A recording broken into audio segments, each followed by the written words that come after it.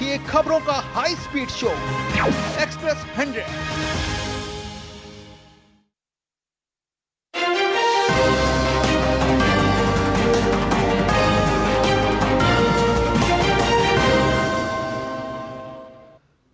नमस्कार, स्वागत है डीडी न्यूज के इस बुलेटिन में। मैं हूं अश्विनी कुमार मिश्रा। ये सबसे पहले नजर डालते हैं अब तक की सुर्खियों पर। प्रधानमंत्री नरेंद्र मोदी ने कुआलालंपुर में आयोजित 22वें आसियान भारत शिखर सम्मेलन को वर्चुअल माध्यम से किया संबोधित। आसियान को बताया भारत की एक्ट ईस्ट पॉलिसी का स्तंभ।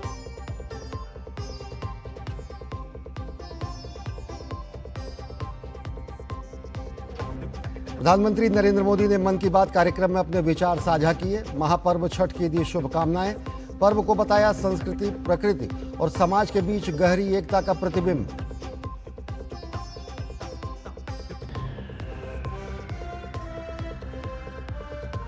छत्तीसगढ़ के कांकेर में सुरक्षा बलों को बड़ी कामयाबी। 21 माओवादी कैडरों ने किया सरेंडर। आत्मसमर्पण करने वालों में 13 महिला और 8 पुरुष नक्सली शामिल। आत्मसमर्पण करने वालों से 18 आधुनिक हथियार बरामद।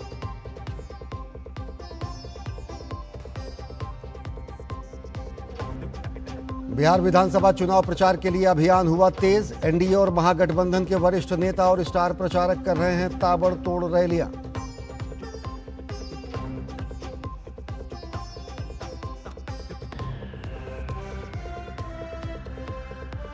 उपराष्ट्रपति सीपी राधाकृष्णन ने सेशल्स में सामुदायिक कार्यक्रम को किया संबोधित।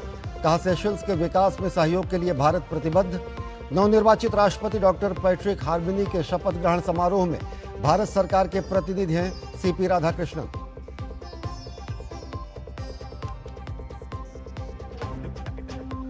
और अब देखते हैं खबरों को विस्तार से। प्रधानमंत्री नरेंद्र मोदी ने आसियान भारत 22वें सम्मेलन में हिस्सा लिया। मलेशिया की राजधानी कुआलालंपुर में चल रहे इस सम्मेलन को प्रधानमंत्री नरेंद्र मोदी ने वर्चुअली संबोधित किया। प्रधानमंत्री ने आसियान देशों के साथ भारत के ऐतिहासिक और सांस्कृतिक संबंधों का खास जिक्र किया। उन्होंने कहा कि भारत और आसियान ग्लोबल साउथ के सहयात्री हैं और दुनिया की 1/4 आबादी का प्रतिनिधित्व करते हैं। ऐसे में इंडो पैसिफिक को लेकर आसियान के विजन का भारत पूरी तरह समर्थन करता है। भारत की एक्ट ईस्ट पॉलिसी का मुख्य स्तंभ है। भारत सदैव आसियान सेंट्रलिटी और इंडो पैसिफिक पर आसियान के आउटलुक का पूर्ण समर्थन करता रहा है। अनिश्चितताओं के इस दौर में भी Bharat ASEAN comprehensive strategic partnership में सतत प्रगति हुई है। प्रधानमंत्री नरेंद्र मोदी ने समुद्री और साइबर सुरक्षा को लेकर सहयोग बढ़ाने की बात कही। साथ ही उन्होंने कहा कि आपदा के समय भारत हमेशा अपने मित्र देशों की हर संभव मदद करता है। भारत हर आपदा में अपने आसियान मित्रों के साथ मजबूती से खड़ा रहा है। HADR, समुद्री सुरक्षा और ब्लू इकोनॉमी में हमारा सहयोग तेजी से बढ़ रहा है। इसको देखते हुए हम 2026 को ASEAN India year of maritime cooperation घोषित कर रहे हैं। साथ ही हम education, tourism, science and technology, health, green energy और साइबर सिक्योरिटी में आपसी सहयोग को भी मजबूती से आगे बढ़ा रहे हैं। अपनी साझा सांस्कृतिक विरासत को संजोने और पीपल टू पीपल संबंधों को मजबूत करने के लिए हम साथ मिलकर काम करते रहेंगे। मलेशिया की राजधानी कुआलालंपुर में आयोजित 47वें आसियान शिखर सम्मेलन में थाईलैंड और कंबोडिया ने युद्ध विराम को आगे बढ़ाते हुए शांति समझौते पर हस्ताक्षर किए। यह समझौता अमेरिका के राष्ट्रपति डोनाल्ड ट्रंप की उपस्थिति में हुआ। इस मौके पर अमेरिकी राष्ट्रपति ने इसे दक्षिण पूर्व एशिया के लिए महत्वपूर्ण दिन बताया और इस कदम की सराहना की। उन्होंने कहा कि शांति समझौता करवाकर मैं बहुत सम्मानित महसूस कर रहा हूं। हमने लाखों लोगों की जान बचाई है। कंबोडिया और थाईलैंड के बीच शांति समझौते से दोनों देशों के बीच वर्षों से चले आ रहे सीमा तनाव और सैन्य गतिरोध का अंत हो गया है। कंबोडियाई प्रधानमंत्री हुन मानेट और थाईलैंड के प्रधानमंत्री अनुतिन चार्नविराकुल ने कंबोडिया थाईलैंड शांति समझौते पर हस्ताक्षर किए हैं। The signing of a historic peace agreement ending the hostilities between Cambodia and Thailand. We're calling it the Kuala Lumpur Peace Accords. I once again want to congratulate Prime Minister Hun Manet of Cambodia and Prime Minister Anut of Thailand. Signing represents just one of 8 conflicts that we've ended in 8 months of the Trump presidency. I'm very honored to have done it. We saved millions of lives. प्रधानमंत्री नरेंद्र मोदी ने मन की बात कार्यक्रम में प्रकृति और स्वच्छता से जुड़े महापर्व छठ का जिक्र करते हुए सभी देशवासियों को छठ पर्व की बधाई दी। उन्होंने गुजरात में मैंग्रोव पौधे लगाने की मुहिम का जिक्र करते हुए पर्यावरण संरक्षण की दिशा में किए जा रहे प्रयासों की भी सराहना की। उन्होंने एक बार फिर एक पेड़ मां के नाम अभियान को आगे बढ़ाने की अपील की।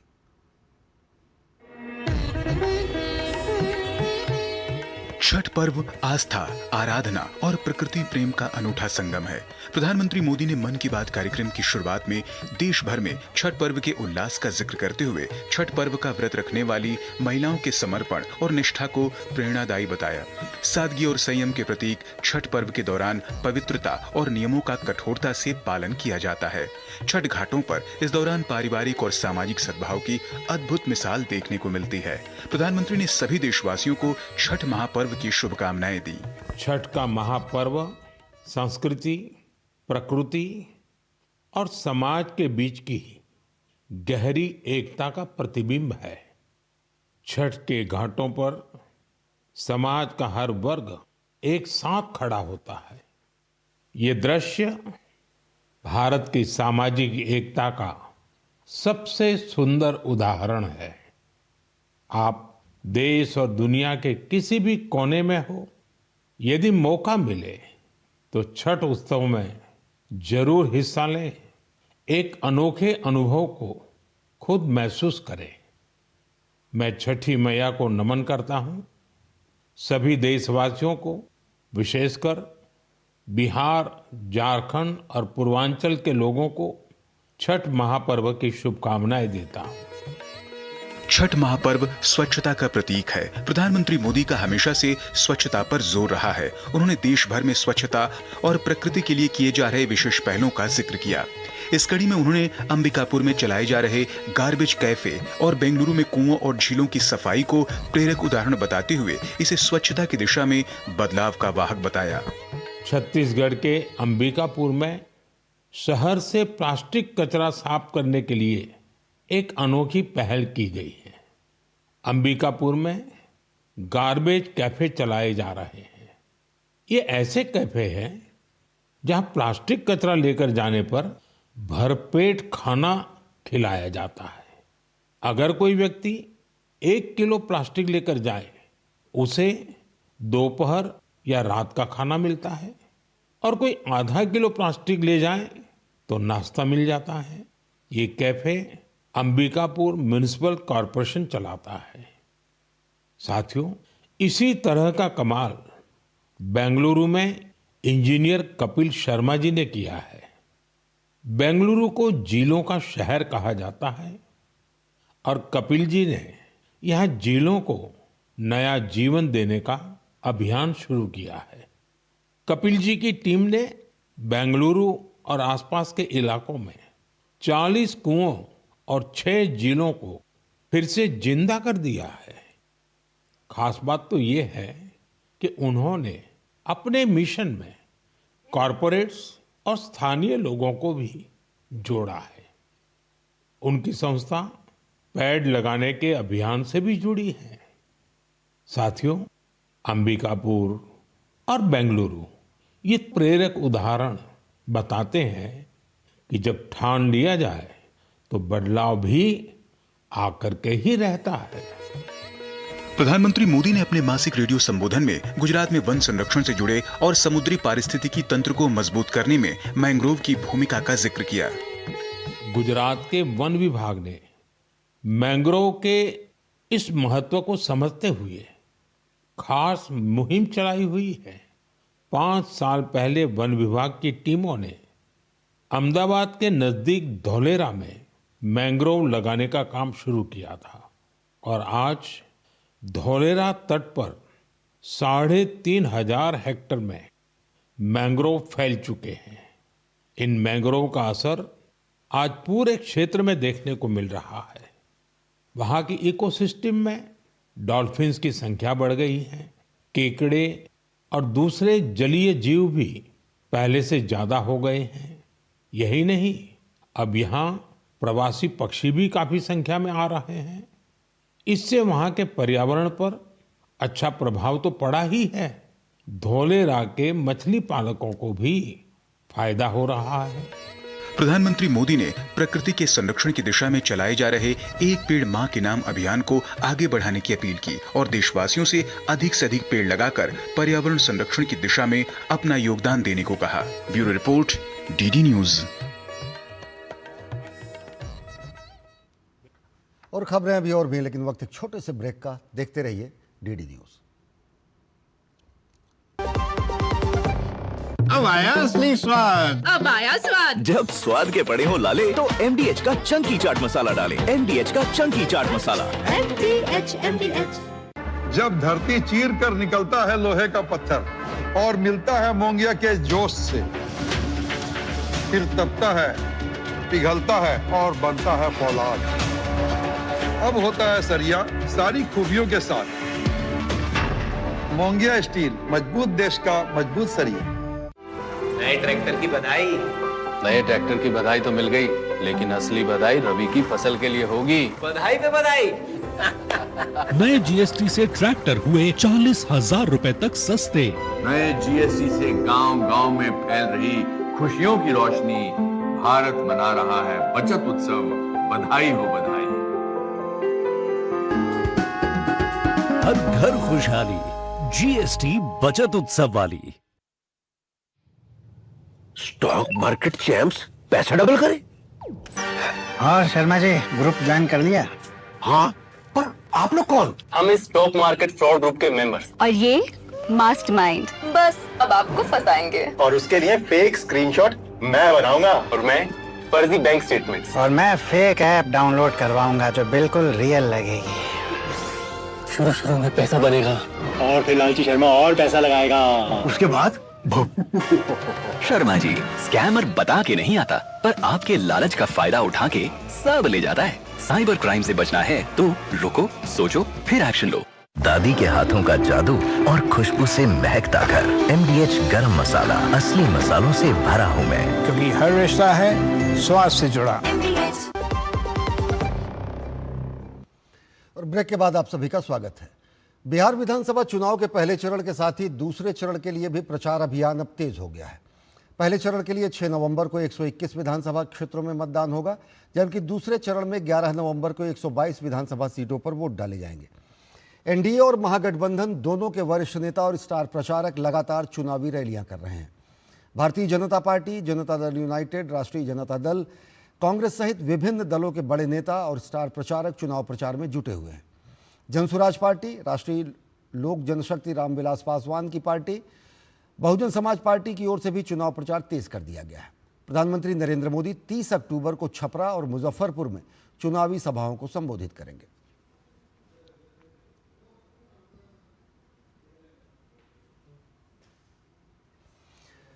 छत्तीसगढ़ के कांकेर में सुरक्षा बलों को जबरदस्त सफलता मिली है। यहां 21 माओवादी कैडर ने आत्मसमर्पण किया है। आत्मसमर्पण करने वालों में 13 महिलाएं और 8 पुरुष शामिल हैं। ये सभी लोग आतंकवाद और नक्सल की विचारधारा छोड़कर समाज की मुख्यधारा में लौट आए हैं। सरेंडर करने वाले माओवादियों से 18 हथियार बरामद हुए हैं, जिनमें 3 AK-47 राइफल, 4 SLR समेत अन्य घातक हथियार शामिल हैं। सुरक्षा एजेंसियां लगातार नक्सल विरोधी अभियान को मजबूत कर रही हैं और मुख्यधारा में लौटने वाले नक्सलियों को प्रोत्साहित करने के लिए सामुदायिक जुड़ाव की पहल भी तेज कर रही हैं। आज पुनः 21 नक्सलियों ने पुनर्वास किया है और विशेष रूप से आपको मैं बताना चाहता हूं कि यह पुनर्वास भी उन्होंने हथियारों के साथ किया है। आज 21 नक्सली जिन्होंने पुनर्वास किया है उसमें 13 महिलाएं हैं और 8 पुरुष हैं। दूसरा विषय बहुत विशेष ये है कि उसमें AK-47 3, INSAS 2, SLR 4, 303 6, single shot 2 और BGL लॉन्चर वगैरह 1, ऐसे कुल 18 हथियार वापस आए हैं। 18 हथियारों के साथ इन लोगों ने पुनर्वास किया है।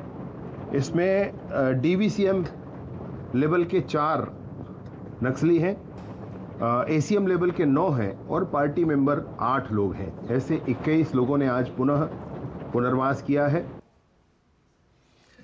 बेंगलुरु में आरएसएस का 100वां मंथन कार्यक्रम आयोजित हुआ। इसमें बतौर मुख्य वक्ता भाजपा के वरिष्ठ नेता डॉक्टर राम माधव ने नागपुर में 27 सितंबर 1925 को संघ की स्थापना से अब तक के संघ के कार्यों में विस्तार से चर्चा की। उन्होंने कहा कि आरएसएस ने 5 राष्ट्रीय मिशन तय किए हैं जो कि संविधान की भावना के अनुरूप हैं। उन्होंने बताया कि संघ ने गौ रक्षा, पर्यावरण सुरक्षा, जातीय धार्मिक सौहार्द, परिवार में महिलाओं की मजबूत स्थिति, स्वदेशी और कर्तव्यनिष्ठ नागरिक निर्माण के परिवर्तनकारी मिशन तय किए हैं। साथ ही उन्होंने बताया कि संघ के शताब्दी वर्ष में 1 लाख से अधिक हिंदू सभाएं, सांस्कृतिक कार्यक्रम, सेमिनार और कार्यशालाएं आयोजित की जा रही हैं। कार्यक्रम में बतौर मुख्य अतिथि TS नागाभरण ने भारतीयता और पर्यावरण पर अपने विचार साझा किए। We will undertake 5 important national missions as per our constitution. First will be strengthening the family system. RSS wants Indian family to be strong.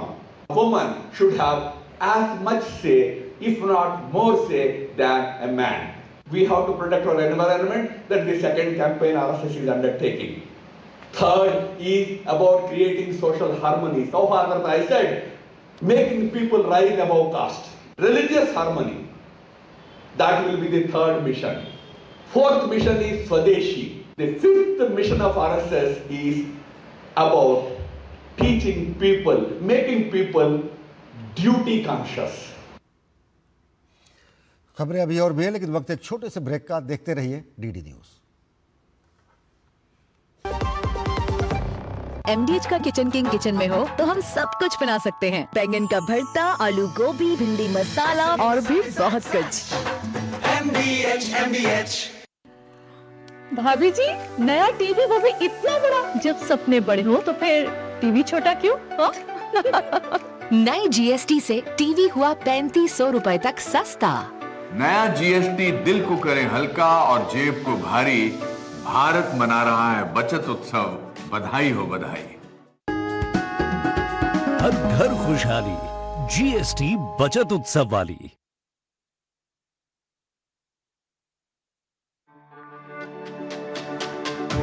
मेरी पसंद, मेरी पसंद, मेरी पसंद, मेरी पसंद, हमारी पसंद, हम सबकी पसंद। मजबूत देश का मजबूत सरिया मोंगिया स्टील। गोल्डी छोले मसाले, जहाँ जाए रिश्ते बनाए। गोल्डी लाए हैं फ्रेश लॉक टेक्नोलॉजी, जो रखे मसालों को हर समय फ्रेश।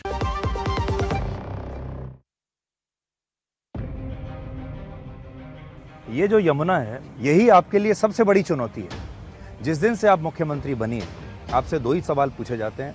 हवा कब साफ होगी और इसका पानी कब साफ होगा। पानी मैं देख रहा हूँ, यहाँ तो साफ दिखाई दे रहा है। ये पानी आपने सिर्फ वीडियो और रील्स बनाने के लिए थोड़ा सा साफ करवाया है या एक्चुअली यमुना में वाकई में पानी साफ हो गया है?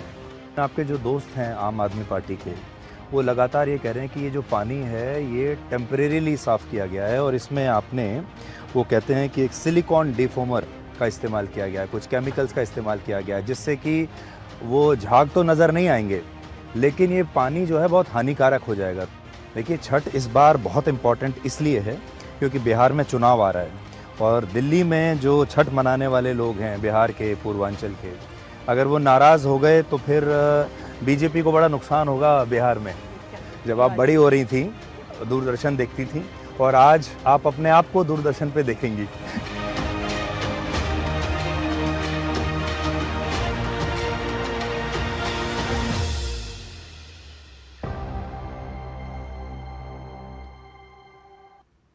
ब्रेक के बाद आप सभी का स्वागत है। उपराष्ट्रपति सीपी राधाकृष्णन सेशल्स पहुंच गए हैं। अपने 2 दिवसीय दौरे पर उपराष्ट्रपति सेशल्स के नवनिर्वाचित राष्ट्रपति डॉक्टर पैट्रिक हार्मनी के शपथ ग्रहण समारोह में भारत का प्रतिनिधित्व करेंगे।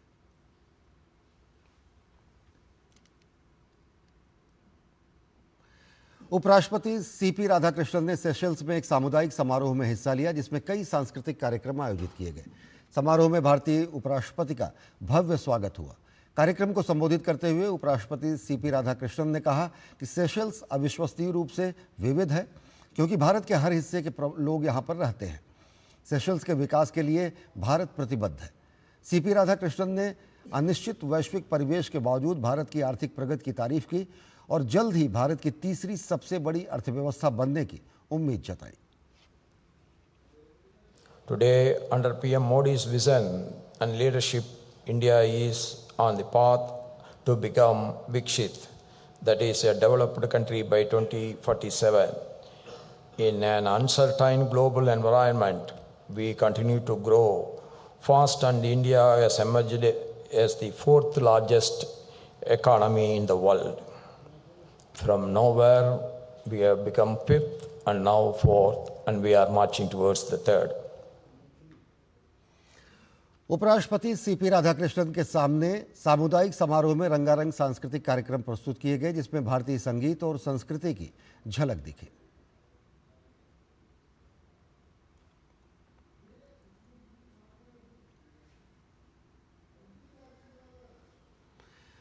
महासागर विजन की बात हो या फिर ग्लोबल साउथ की बात, भारत और सेशल्स हमेशा एक महत्वपूर्ण साझेदार के रूप में जाने जाते हैं। सेशल्स के नए राष्ट्रपति आज शपथ ग्रहण करेंगे। इस मौके पर भारत के उपराष्ट्रपति सीपी राधाकृष्णन बतौर अतिथि मौजूद रहेंगे। शपथ ग्रहण समारोह के लेकर क्या हैं तैयारियां, जायजा लिया हमारे संवाददाता मुकुल शर्मा ने। सेशल्स के जिस स्टेडियम में इस वक्त हम मौजूद हैं, यहाँ पर आज शाम में सेशल्स के जो नए राष्ट्रपति हैं डॉक्टर पैट्रिक हार्मनी, वो राष्ट्रपति पद की शपथ लेंगे आज। और इस कार्यक्रम में आपको बता दें, भारत के उपराष्ट्रपति सीपी राधाकृष्णन जी जो हैं बतौर अतिथि, वो भी इस कार्यक्रम में मौजूद रहेंगे। आप देख सकते हैं किस तरीके से जो तैयारियां हैं वो लगातार चल रही हैं, और न सिर्फ भारत के उपराष्ट्रपति बल्कि और भी अन्य देशों के जो हम कह सकते हैं राष्ट्रनायक हैं वो यहाँ पे उपस्थित होंगे। और इसके साथ साथ जब हम सेशल्स की अगर बात करें तो न सिर्फ अपनी सुंदरता के लिए जाना जाता है, अपने समुद्री जो तट हैं उनके लिए जाना जाता है, बल्कि यहाँ की सांस्कृतिक विविधता की भी अगर बात की जाए वो भी अपने आप में काफी महत्वपूर्ण है। हमने यहाँ की तस्वीरें भी अपने दर्शकों को दिखाई थी इससे पहले, किस तरीके से जो यहाँ कार्निवल का आयोजन किया गया था उसमें भारत के राजस्थान का भी एक ट्रूप था जो कि अपनी लगातार लोक संस्कृति जो है, जो लोक कला है, उसको हम कह सकते हैं ना सिर्फ सेशल्स बल्कि दूसरे देशों तक पहुंचा रहा है। और आज शाम भी यहाँ पर कई सांस्कृतिक कार्यक्रम होंगे और तमाम जो लोग हैं, यहाँ की जो जनता है वो भी इस कार्यक्रम की साक्षी बनेगी। और उसी वजह से अगर देखा जाए, क्योंकि जिस तरीके से भारत के सेशल्स के साथ संबंध रहे हैं, फिर चाहे आज के समय में हम महासागर विजन की बात करें या इसके साथ साथ जब हम ग्लोबल साउथ की बात करते हैं, दोनों ही लिहाज से सेशल्स जो है एक महत्वपूर्ण साझेदार है भारत का। और इससे पहले भी लगातार भारत जो है वो विकास सहायता के तौर पर हम देख सकते हैं किस तरीके से एक महत्वपूर्ण साझेदार साबित हुआ है सेशल्स के लिए। उम्मीद यही की जा रही है कि उपराष्ट्रपति की इस यात्रा के बाद से दोनों देशों के बीच जो संबंध हैं वो और मजबूत होते हुए नजर आएंगे। सेशल्स से कैमरा पर्सन सौरभ शुक्ला के साथ Mukul Sharma, DD news.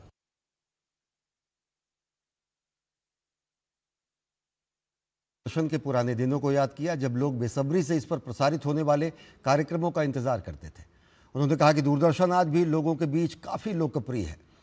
DD news के साथ खास बातचीत को लेकर उन्होंने कहा कि दूरदर्शन पर आना मेरे लिए गर्व का क्षण है।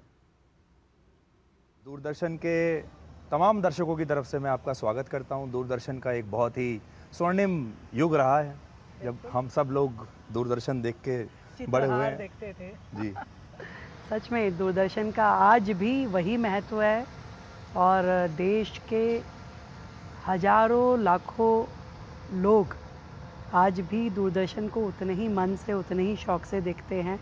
वो फिक्स टाइम का चित्रहार, वो फिक्स टाइम की रामायण, वो कृषि दर्शन, वो सारे अपने आप में एक लैंडमार्क थे और लोगों के जीवन से जुड़े हुए एपिसोड है। हमने भी बहुत देखा। जब आप बड़ी हो रही थी तो दूरदर्शन देखती थी और आज आप अपने आप को दूरदर्शन पे देखेंगी। ये बहुत बड़ा फ़र्क है। ये मेरे लिए प्राउड मोमेंट है और सच में मैं लाखों दर्शक जो दूरदर्शन को देखते हैं उनको साधुवाद देती हूँ कि उन्होंने हमेशा इससे जुड़ करके देश को देखा, समझा और आगे बढ़ाया। दिल्ली की मुख्यमंत्री रेखा गुप्ता के साथ पूरा इंटरव्यू आप हमारे विशेष कार्यक्रम डिकोड में आज रात 9 बजे देख सकते हैं।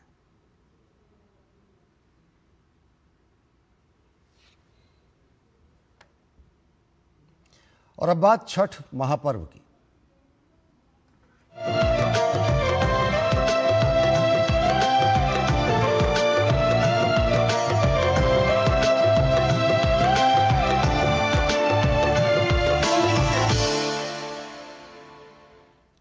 दिल्ली के बाजार छठ पूजा के सामानों से पटे हैं। खरीदारी के लिए बाजारों में जबरदस्त भीड़ है। लोग फल, फूल, पूजन सामग्री और अन्य आवश्यक वस्तुएं खरीद रहे हैं। आज शाम को खरना के साथ 36 घंटे का निर्जला व्रत शुरू हो गया है। डीडी न्यूज संवाददाता अंकित मिश्रा ने सोनिया विहार में लोगों से छठ की तैयारियों और उनके उत्साह पर बातचीत की। आस्था के महापर्व छठ की शुरुआत हो गई है। आज यानी खरना है नहाए खाए के बाद, और लोग जो भीड़ है उनकी वो शॉपिंग के लिए निकल आई, यानी खरीदारी कर रही है। मेरे साथ कुछ परिवार के लोग भी मौजूद हैं। ज़रा इन लोगों से जानते हैं कि कहाँ से निकल कर आए और क्या क्या खरीद रहे हैं। मैम, क्या खरीदा है और इसका उपयोग आप लोग किस में करते हैं? हम लोग ये डाला, सूप, सुप्ती हम लोग महापर्व में यूज करते हैं। आज खरना है, हम लोग वो पूजेंगे। नाई खाए का जो होता है खरना, रसिया, दूध, ये सब केला सब हम लोग चढ़ाते हैं सूर्य भगवान में। पहली अरग, दूसरी अरग, इसी में सब चीज़ सजा के घाट पे ले जाएंगे हम लोग। तो ये जब सूर्य देव को आप लोग अर्घ देते हैं तब इसमें सामान को रखते हैं और दिए के जरिए आप लोग पूजा करते हैं। नारियल, टावा, नींबू, ये सब जो होता है, हल्दी का गांठ, ये सब चीज़ हम लोग, मूली उली, गन्ना, सब चीज़ सजा के हम लोग भगवान का आराधना। क्या क्या लिया है मैम आप लोगों ने? हम लोग टाभा, नींबू, नारियल, सूप, सुप्ती, डाला, नारियल, यही सब हम लोगों लिया।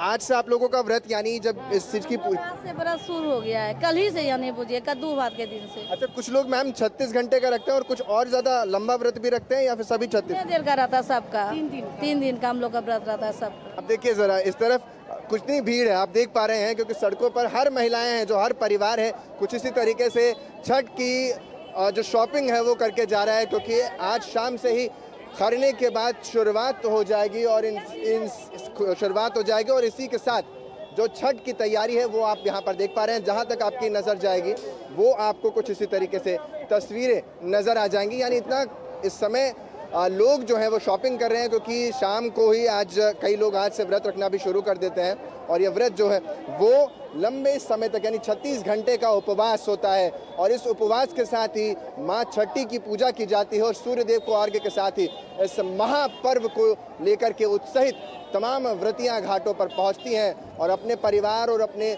परिजनों के लिए मंगल कामना करती हैं। कैमरामैन सौरभ के साथ अंकित मिश्रा, दिल्ली, डीडी न्यूज़।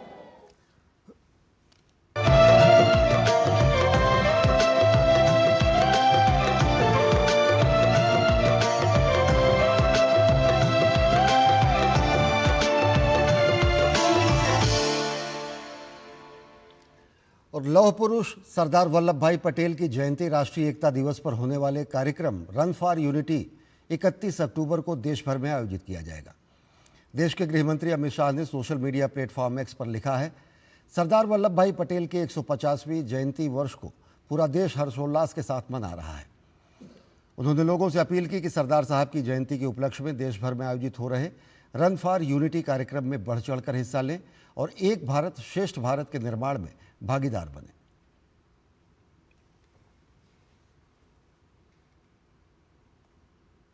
गृहमंत्री अमित शाह ने अपने सोशल मीडिया अकाउंट से एक वीडियो भी शेयर किया है।